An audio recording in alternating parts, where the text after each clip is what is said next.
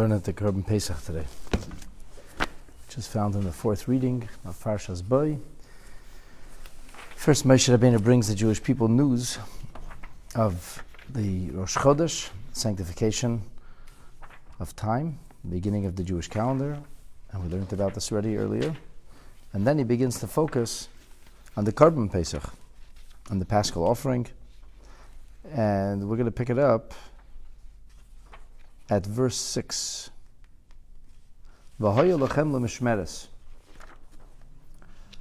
So this will be for you something that you guard or watch, meaning the sheep that's taken. I'm talking about the sheep that's taken on the 10th day of Nisan, and it will be held in your living quarters until the 14th day of this month. And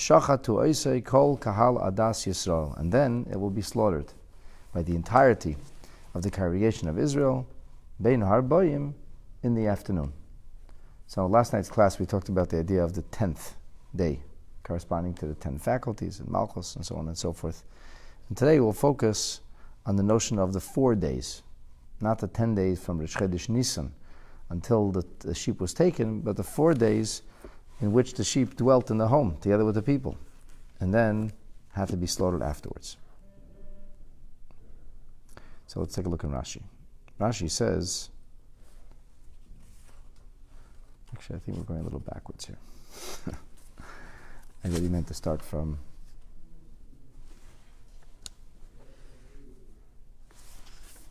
the Rashi I'm looking for. Yeah, okay.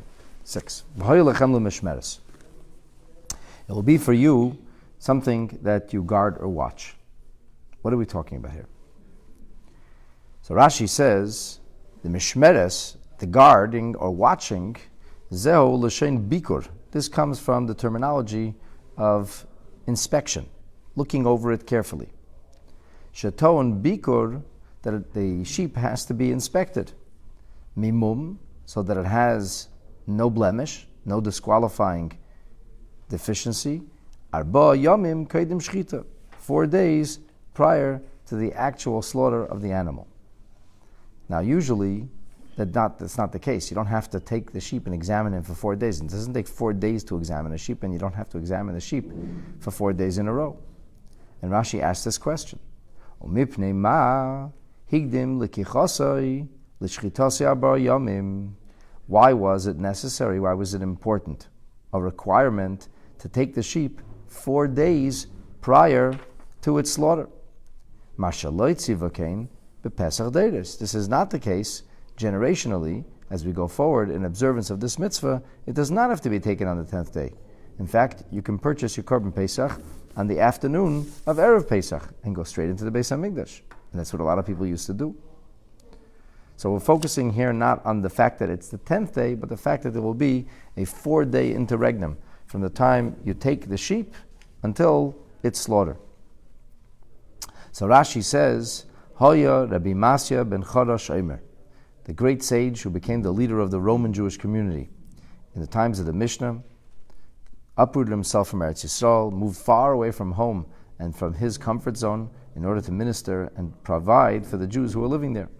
And this Rabbi Masya ben Chodosh, who lived a life of absolute, total self-abnegation in his devotion to the Jewish people, he expounded on this verse. Maybe this was one of his sermons on Pesach, I don't know.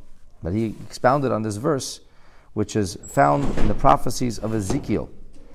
And we learn from the words of Yechezkel HaNavi what it was like when the Jewish people left Mitzrayim. Hareyu Omer, he says, Ve'ever olayich ve'erech, I pass over you and I see you.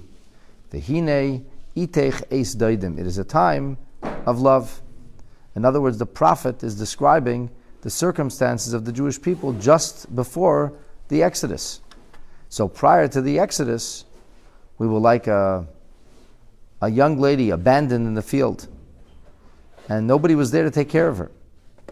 And God proverbially saw this.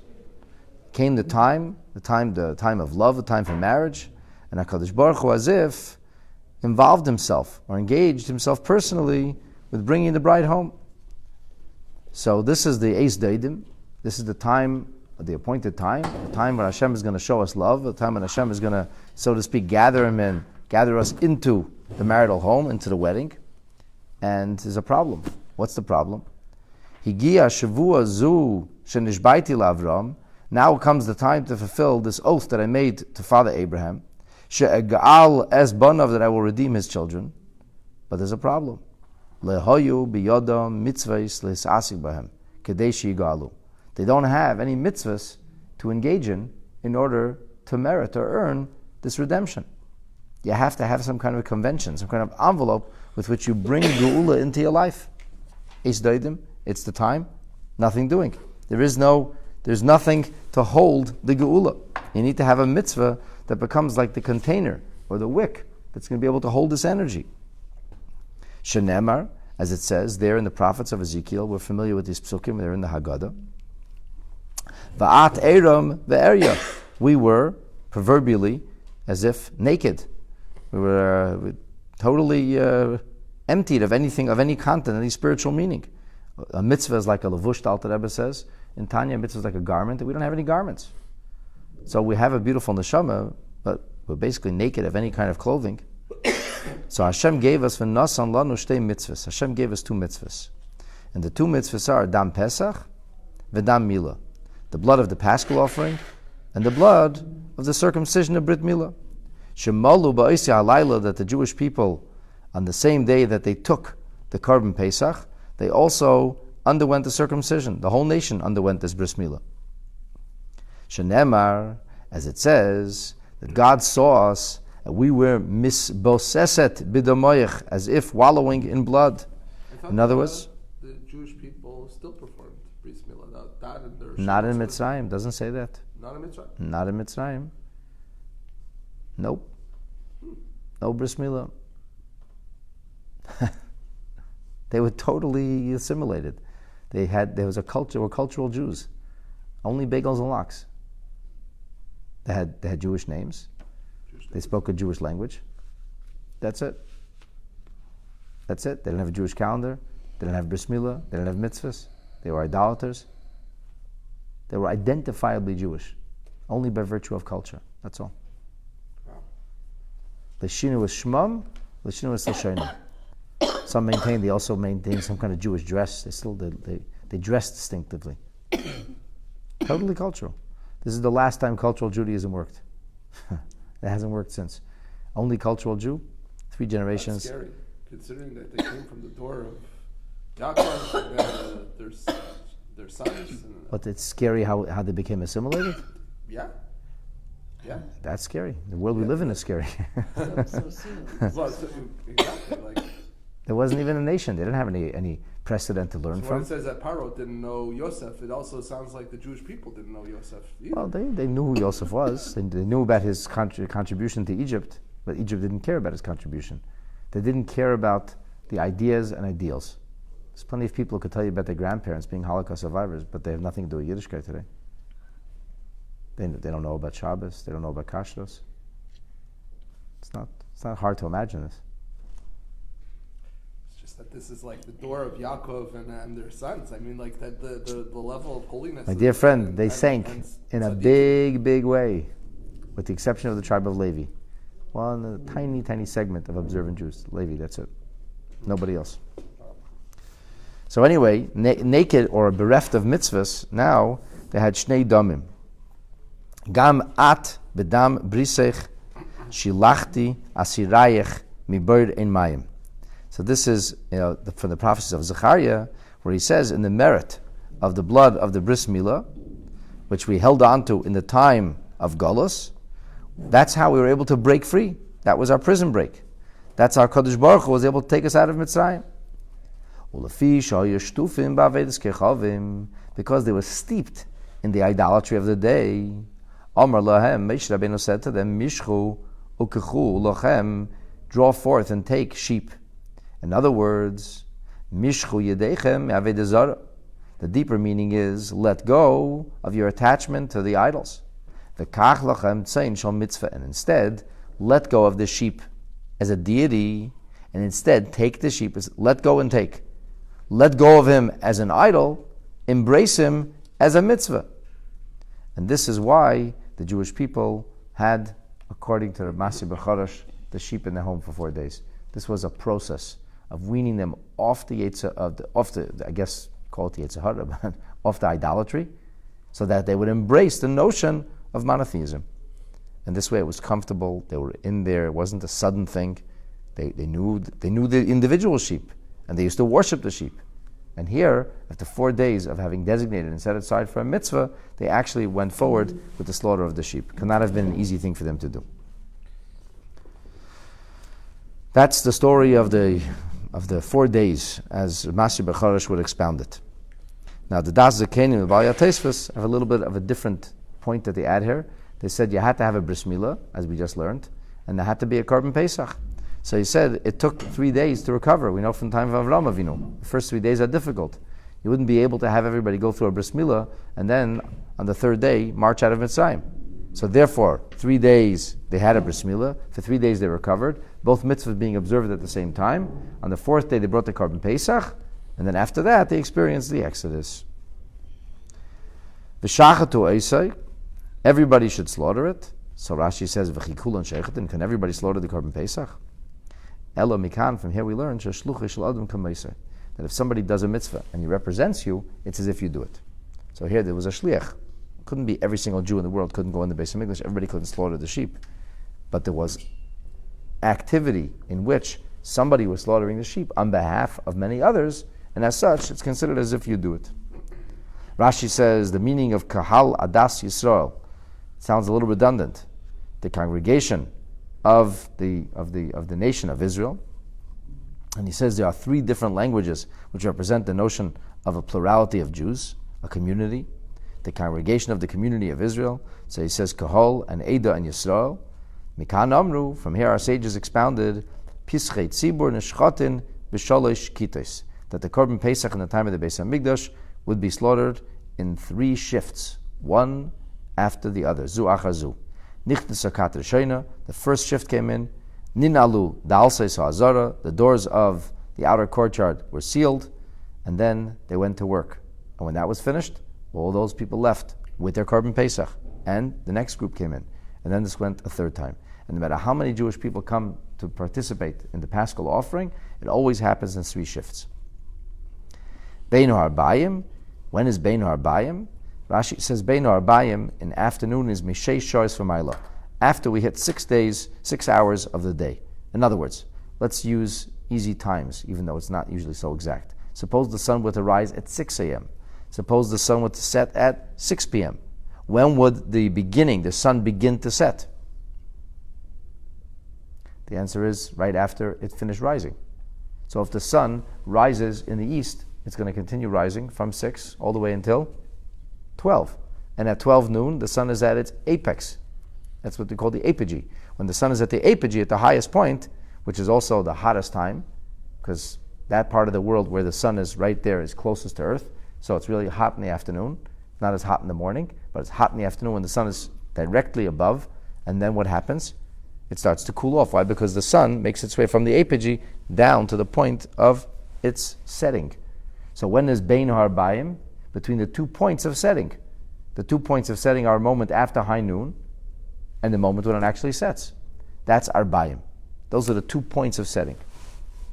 So Rashi says from 6 hours onward, once you pass the 6 hour mark, Kori Bein Arbayim, it's called between the afternoons or the setting. Sha'ashemesh noite lebeis mevoyoy la'arev. The sun has already begun its descent. So what is Arbayim? Rashi says, Loshen Bein Arbayim nida beinai, it seems in my eyes, to me it seems, says Rashi, Oisan Sha'is, these hours which are Bein Arevas Hayom, between the setting of the day. The day is coming to an end. Between the setting of the day and between the arrival of night. Erev means darkness or evening, dusk. So between when dusk begins and when dusk actually arrives. In other words, there's a process. The setting of the sun takes a full 6 hours. The moment it passes the apogee, it begins to set. It sets when it dips and is no longer visible. So this is Betchilas Zayin Shois, in the beginning of the 7th hour. Michi Yinotu Tzal Erev, from when, in Jeremiah's words, the shadows turn long, meaning the shadows go the other way. So the sun rises, and the shadows are one way when the sun is in the east, and then when the sun begins to move into the west of the horizon, the shadows start going the opposite direction, because the sun is in the other direction. And this is between that time when the shadows shift and Arevas Halayla, and between dusk's arrival, which is the beginning of the night, once the sun is no longer, the disk of the sun is no longer visible. Rashi says that Erev is Lashon Neshef ve'choshech. The word Erev comes from the terminology of darkening, getting darker. When the sky begins to darken. Kemai Orva Kol Simcha, like Isaiah's expression of what will happen if we don't listen to Hashem, and it did, that our joy was darkened. So that's the first part of the Korban Pesach that we need to know about, the business of 4 days, the business of forswearing our connection to Avodah Zarah, to idolatry, and the notion of when the Korban Pesach is brought, and in how many shifts. Now the Torah tells us something else that was unique to Pesach Mitzrayim. V'lokhu min hadam, you should take of the blood, v'nasnu al shtei hamezuzos, you'll place it on the inside of the two lintels, of the two doorposts, Ve'al hamashkef, and on the lintel, al habotim asher yechlu oisei bahem. This will be on the homes that you will have a Seder. So if somebody is planning to get together and spend that last night of Mitzrayim in somebody else's home, then it wasn't necessary to paint all Jewish homes with this blood. The blood of the doorpost was only for the places that the people would be at the time of Makat Bechorot, when the plague of the firstborn would strike. Rashi says in verse 7, V'lokhu min hadam, you'll take of the blood. He says, taking of the blood is zu kabbalas hadam. This is receiving the blood, which is part of the mitzvah. So the animal will be slaughtered. The blood pours from the neck of the animal where the incision is made, and you need to have a vessel, a container, to receive the blood. Yachol, you might think biyad has to be done by hand. Talmud leimar asher basof. We will read later in verse 22, in the bowl. So there was a bowl in which the blood was gathered. Ha-mezuzos. What are the mezuzahs? If you ask the average person, what's a mezuzah, what will he tell you? The average person will tell you what's the mezuzah case, actually. That's what they call the mezuzah. I have a mezuzah and a scroll. Well, it's not exactly so. The scroll is the mezuzah. The case is just a way to hold the mezuzah. But really and truly, neither mean mezuzah. Mezuzah is not a scroll, and mezuzah is not a case. So what is a mezuzah? A mezuzah is a doorpost. That's what it means. Hazekufais, the upright, vertical part of the doorway. Achas mikan, lepesach v'achas mikan. One is on one side of the door, and the other is on the other side of the door. The last time I checked, all doorways have two doorposts. Or it's not a proper doorway. A proper doorway will necessarily have two doorposts, upright, one on either side. That's called mezuzahs. What's a mashkov? What's a mashkov? Excellent question. Thank God for Rashi. Who, ha'elyon, this is the lintel. The mashkef, if you have two vertical doorposts, you got to have somebody that completes the door. There you go. That's the mashkef. Shahadeles sheikef alav. Why is it called a mashkof? So Rashi says because the door bangs on it. When you shut it. And guess what it's called in Old French? You wouldn't believe it. It's called a lintel, just like we call it in English. Lintel balaz. The lashon shkifa, chavata. The word shkifa means to bang. The door bangs shut. Koil ola nidof. Like we have this pasuk that speaks about the rattling of a little leaf. Tarfa the shokif. The leaves that are rattling in the wind. And it's also the terminology of chabura, which literally means to be struck. Mashkufe, mashkabura is interpreted as mashkufe. Over there it's talking about a person who was struck. But the point is that the door bangs shut on the lintel. It may not bang shut on the door posts, but it will bang shut on the lintel. The lintel is what keeps the door from swinging the other way. So that's where it stops it. It swings open, and then it swings shut. And it remains shut instead of being a swinging door, swinging both ways. If it has the lintel, that's the purpose of the lintel, to stop the door from swinging both ways. So why did it have to be that way? Why did it have to have on the two mezuzahs? So the Chizkuni says this forms the Hebrew letter ches. Right?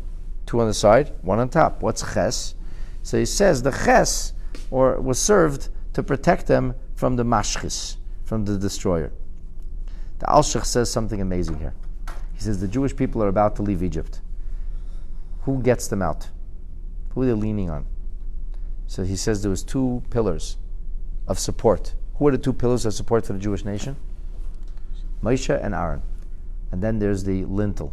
Who's the lintel? Hashem. Do you know in Yiddish we call God the Eibishter? Do you know the Eibishter is also the name for a lintel? Interesting. Yeah. The Eibishter is the name for the lintel. In Yiddish. The Yiddish word for lintel is Eibishter. So Eibishter means the one on top. And some maintain that it comes from this pasuk and this alshich. But the alshich says that's the doorpost that had to be painted with blood, so we had to make a sign of distinction. And now we'd be ready for the big night. On these homes that you're going to eat, so you would think that every Jewish home has to be painted. And Rashi says no, it means every home, every residence. It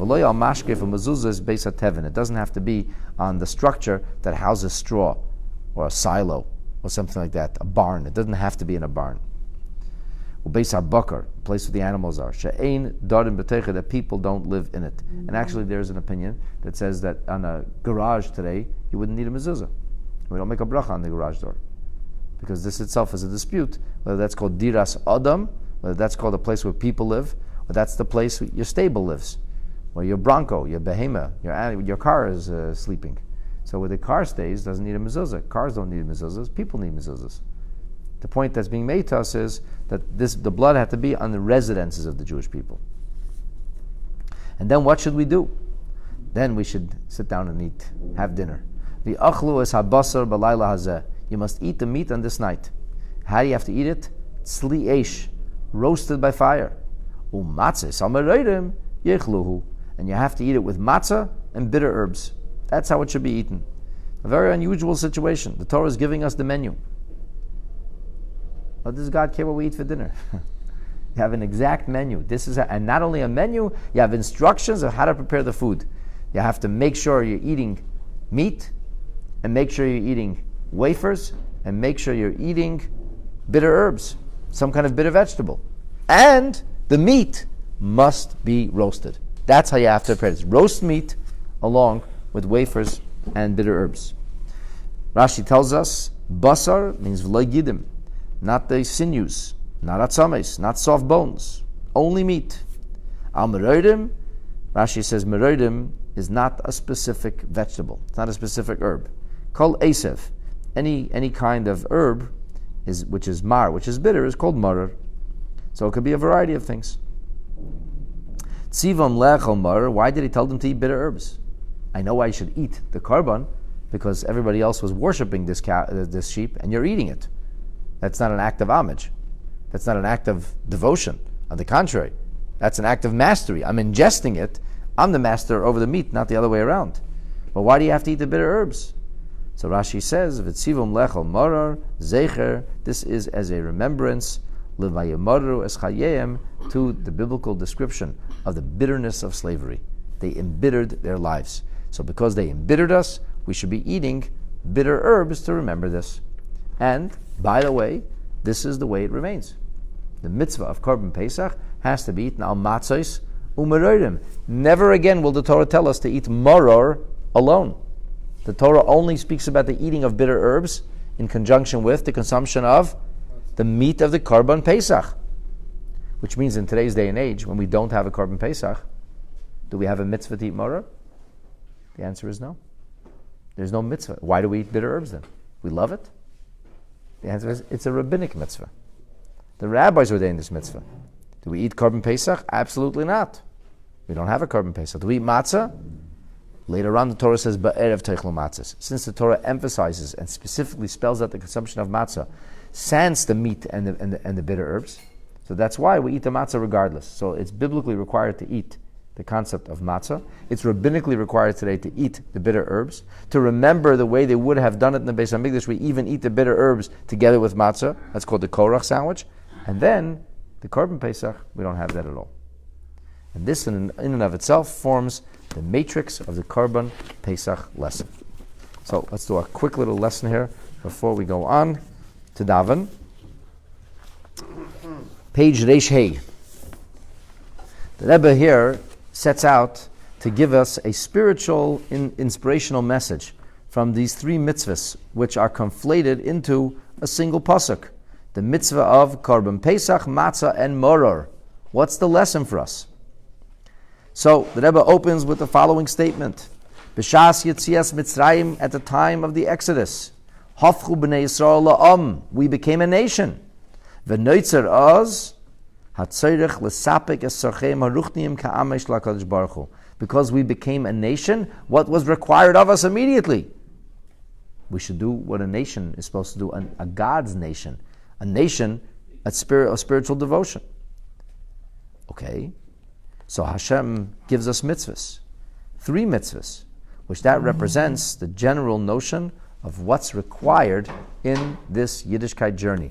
Yiddishkeit requires three details. This is the matrix of Yiddishkeit. Three things. Three things represent the notion of our spiritual needs. The first is matzah. Matzah wafers, also known as bread. What does bread represent? Haughtiness, arrogance. Basic needs. Matzah doesn't represent haughtiness. Matzah is humility. But the point is, bread. What does bread represent? Forget bread. Oh. What does bread represent? Needs. Basic needs. Basic needs. We call bread and water. Very basic. It's not a fantastic menu, but it'll keep you alive. Without that, a person can't exist. Next is vegetables. Eat your vegetables, said your mother to you all the time. Can you live without vegetables? You can live without them. But at the same time, it's nice to have some vegetables. It's nice to have a salad. So if you get a roll and you have no vegetable, no salad with it, you can still survive. But it's nice when you have something green. So the moror represents the idea of that which is not necessary, but it's not exactly considered a luxury. The salad isn't a dessert. The salad is considered part of the basic meal. And then there's the Korban Pesach. Then there's meat. You really don't need meat. In fact, meat, as a rule, from a Torah perspective, should be eaten at a time of luxury, not in a time when things are tight. As the expression goes, Ki yarchiv Hashem Elokecha es gevulcha. When God will broaden or widen your settlement in the land of Israel. And the Gemara tells us, and Rashi quotes this, it's a Gemara in Chulin, Limedcha Torah derech eretz, the Torah is teaching you manners. Shalayechal adam basar ela l'te'oven. If life is good, you're enjoying life, that's the time for a barbecue. If you're starving, barbecues are not the thing to make. When you're in a difficult time, you just eat bread and water. Just keep yourself going. And the Rebbe suggests that these three ideas represent three different notions in our Yiddishkeit. Number one, there's the mitzvah of eating matzah. And that's applicable at every time and at every place. It's called survival. You got to stay alive. It doesn't matter if we have a Beis HaMikdash or don't have a Beis HaMikdash. The matzah must be eaten. How about the moror? It would be called a basic staple, but it's not exactly basic. It is, the green vegetable is a little bit of adding some flavor, adding something which is beyond the requirements and the necessities. So this represents the mitzvahs that we have today, which are not biblically ordained, but rather rabbinically ordained. And then we get the Korban Pesach. Do we get the meat in today's day and age? No. Would it be nice to have a Beis HaMikdash? Super nice. Have we survived as a Jewish people without a Beis HaMikdash? We have. Can we? Well, we did. Nobody could say we can't. So this represents, that's Bizman Beis HaMikdash Kayam. At the time of the Beis HaMikdash, when we have the spiritual luxury of fully expressing and articulating our neshamas, that's when we have the Korban Pesach as well. And this, my dear friends, is the Jewish matrix. There's the basics. There's what's required, or what's considered still basic but not absolutely necessary. And then there's the things which are a leap beyond. And that, of course, will only come to us when HaKadosh Baruch Hu finally brings us home and brings us into the third Beis HaMikdash. And Heira will be Ameinu speedily and in our days. Amen.